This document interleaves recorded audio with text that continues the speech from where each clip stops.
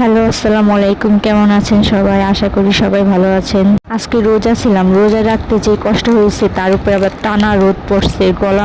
মাত্র আমার শাশুড়ির ঘর থেকে ইফতার করে আসলাম। তো বাড়িওয়ালা আন্টি আমাকে খুব ভালোবাসে, তাই আমার জন্য ইফতারি দিয়ে গেছে। তো বলতেছে এখনই খেতে। তো এই যে ইফতারি খেতে বসলাম, দেখেন আমার জন্য প্লেট সাজায় নিয়ে আসছে। সারাদিন রোজা রাখার পরে মনে হয় কি খাবো, কি খাইলে ভালো লাগবে, বিরিয়ানি রান্না করে খাই। তো এদিক দিয়ে ভাত বসাই দিচ্ছি, আমার শাশুড়ি আবার বট রান্না করছে, তো আমার আবার বিরিয়ানি খেতে মন চাইছে, তো বিরিয়ানিও বসাই দিচ্ছি। তো এখানে মাংস রান্না করা হয়ে গেছে।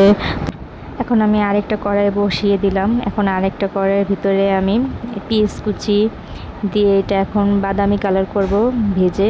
তো চালও ধুয়ে রাখছি, এই যে চালটাও ভাজা ভাজা হয়ে গেছে। তো আমার ছেলে পাশে বসে রয়েছে যে মাংস খাবে, মাংস খাবে বলতেছে, আম্মু খুব টেস্টি, খুব টেস্টি হয়েছে। তো সাথে বাড়িওয়ালা আন্টিও রয়েছে, বাড়িওয়ালা আন্টি খুব আদর করে, আমাকেও যেমন আদর করে আমার বাচ্চাকেও খুব আদর করে। আমার বিয়ে হয়ে আসা ধরে আমাকে খুব আদর করে আর ভালোবাসে। তো আমার হাজব্যান্ড কিন্তু এই বাসায় থাইকেই বড় হয়েছে, তো আদর তো করবেই। তো এই যে দেখেন কীভাবে খাইতেছে আর বলতেছে খুব টেস্টি।